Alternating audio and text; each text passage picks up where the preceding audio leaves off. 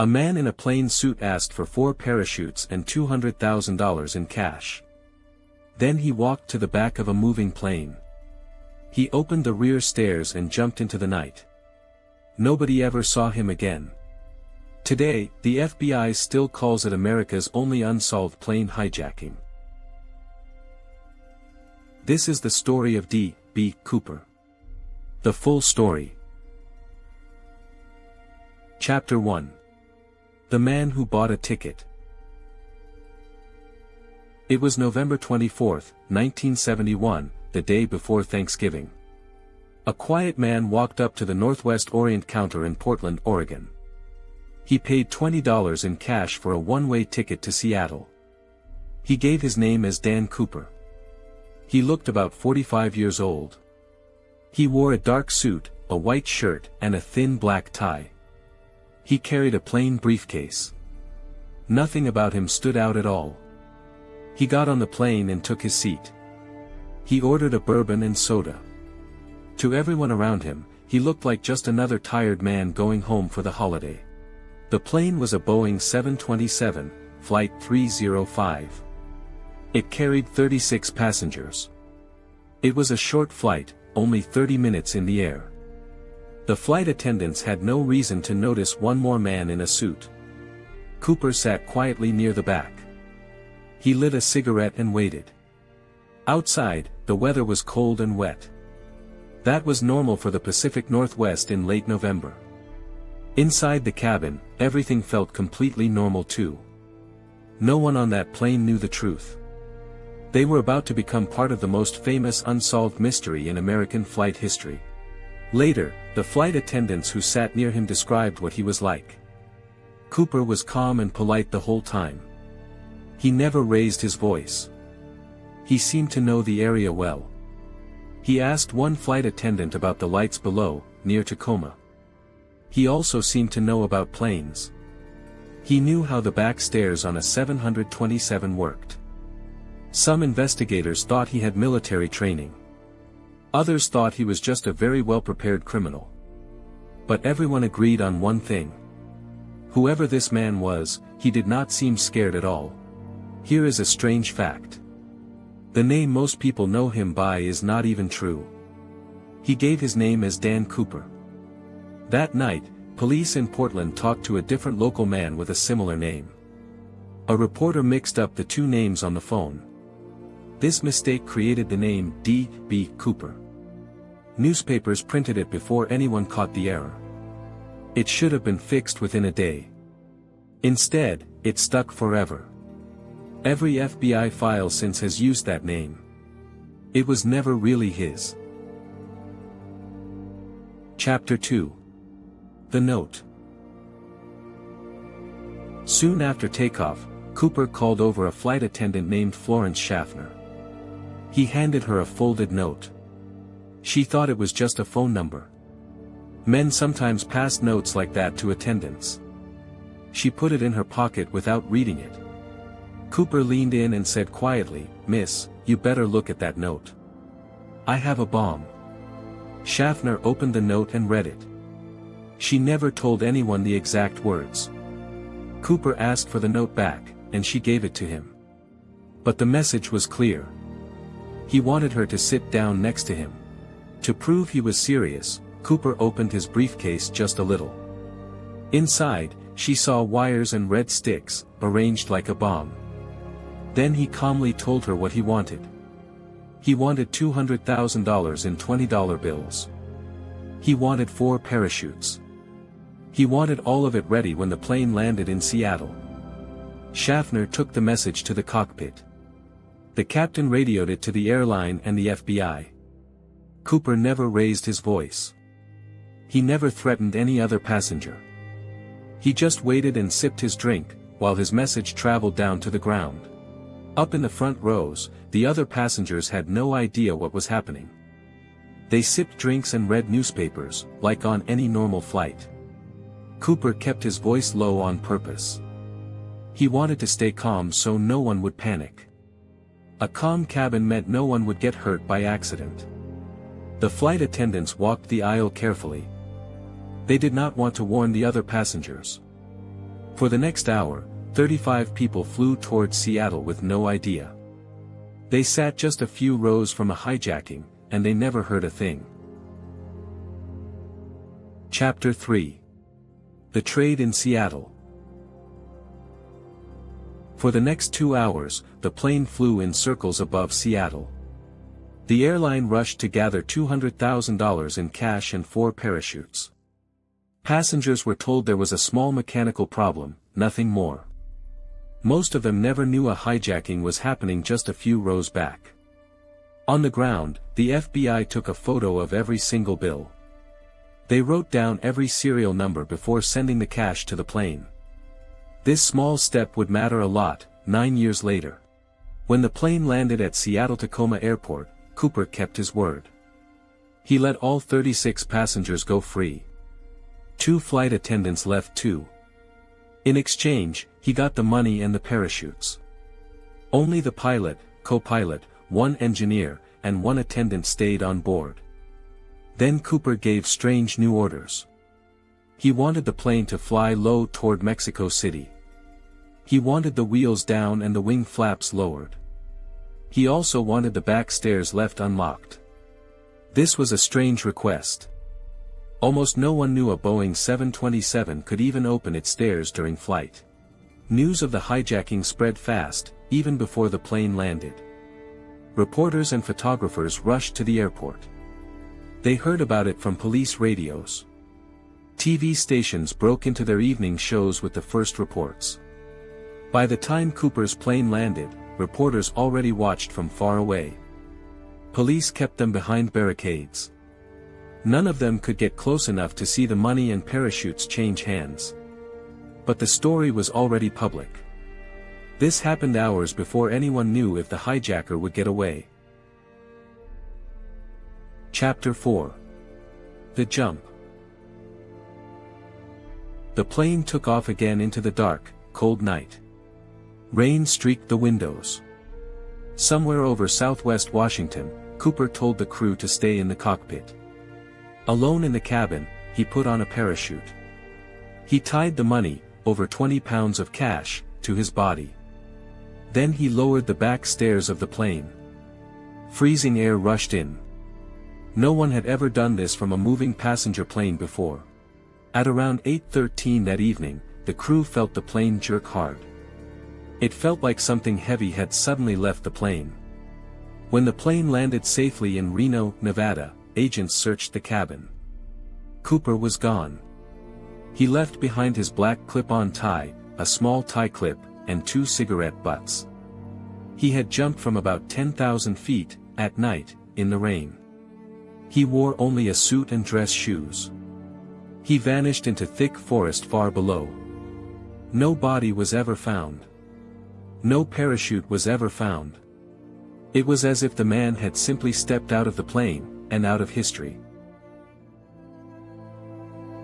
Before we move on to the next chapter, if you're enjoying this, please like the video, follow so you don't miss future videos, and turn on notifications. Chapter 5. NORJAK, the hunt begins. The FBI opened a case called NORJAK, short for Northwest Hijacking. It became one of the longest and most costly investigations in FBI history. Agents and soldiers searched the forests of southwest Washington. They searched on foot, by helicopter, and with dogs. They studied the wind speed, the plane's height, and its exact path. They tried to figure out where a falling body might land. The land was steep, wet, and covered in trees. Weeks of searching found nothing at all. Not a piece of clothing, not a parachute, not one single clue. To find him, investigators used math as much as manpower. Engineers worked out the plane's speed, height, and the wind that night. They used these numbers to guess a landing zone near Ariel, Washington. Search teams searched that area for weeks. They walked through cold streams and thick bushes. Some searchers doubted Cooper could survive the jump at all. It was too cold, and the ground was too rough. Others believed a skilled jumper could have walked away before anyone arrived. Within 5 years, the FBI had looked at more than 800 suspects. Almost all of them were ruled out. Investigators found a strange clue. It suggested Cooper was not the skilled parachute expert everyone assumed. He had grabbed a spare parachute that was sewn shut. It was a training model, never meant to open. A real expert would have checked his gear before jumping. This calm, confident hijacker may have made one deadly mistake. That mistake may have cost him his life, somewhere in that dark forest. Using the flight attendant's memories, the FBI made a drawing of the hijacker's face. It showed an ordinary-looking man in a dark suit, with slick back hair and a plain face. Newspapers across the country printed it. It became one of the most famous wanted drawings in FBI history. Thousands of tips came in from people who thought they knew him. He might be a neighbor, a coworker, or a relative, they said. Almost none of these tips led anywhere. That drawing is still shown today. Everyone has seen that face. But nobody has ever matched it to a real name for sure. Chapter 6. The Money on the River. The case went cold for years. Then, in February 1980, an 8-year-old boy named Brian Ingram was digging in the sand. He was at a spot along the Columbia River called Tina Bar. He found 3 rotting bundles of cash. They were still held together with rubber bands. The FBI checked the serial numbers. They matched Cooper's ransom money exactly. It was the first real evidence found in 9 years. But this find raised more questions than it answered. A scientist studied the sandbar. He found that machines had dug up that area. This happened years after the hijacking. That meant the money could not have simply floated there on its own.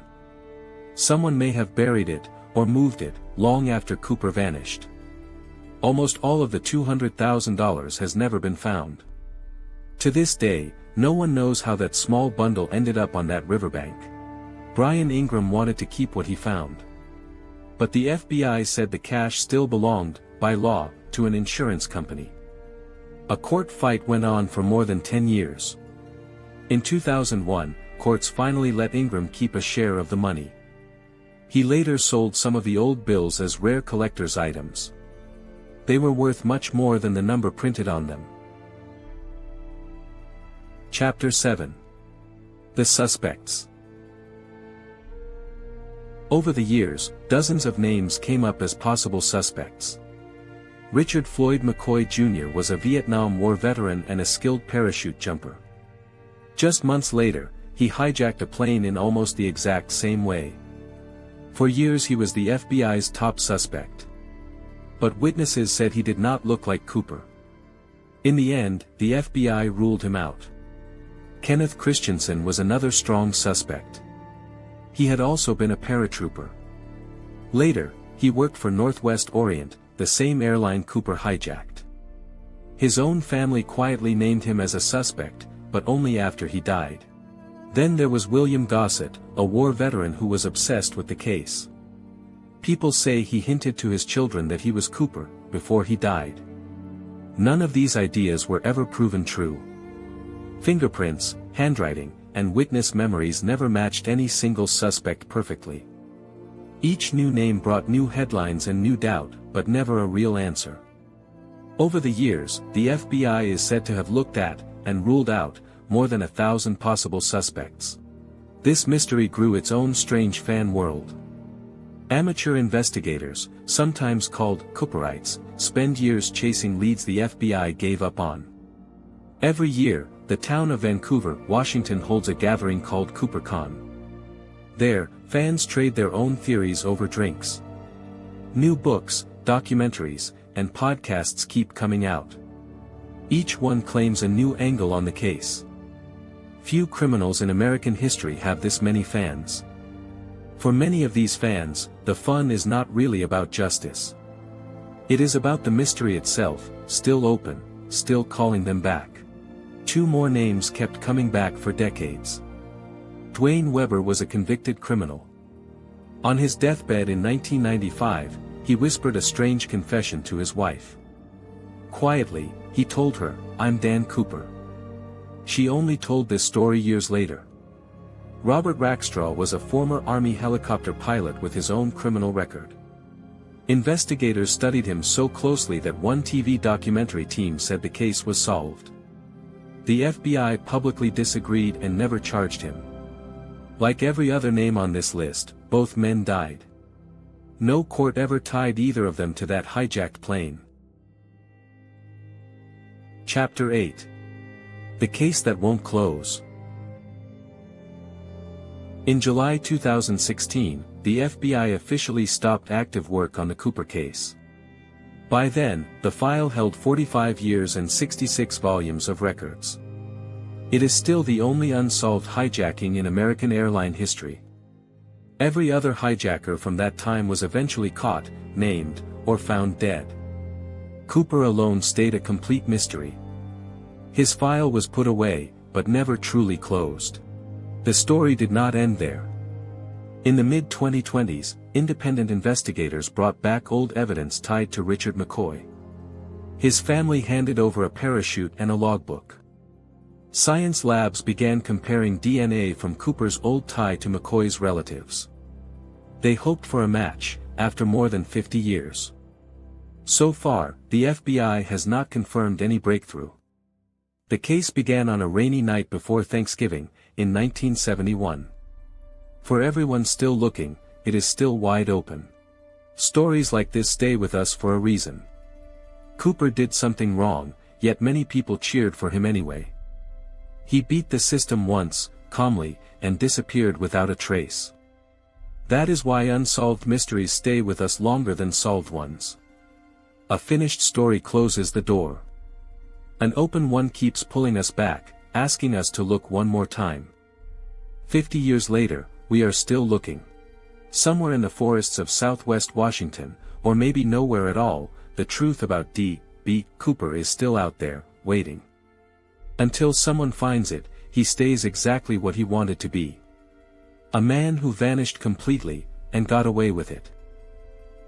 History always has one more secret. Follow the oddities of history, and witness the past up close.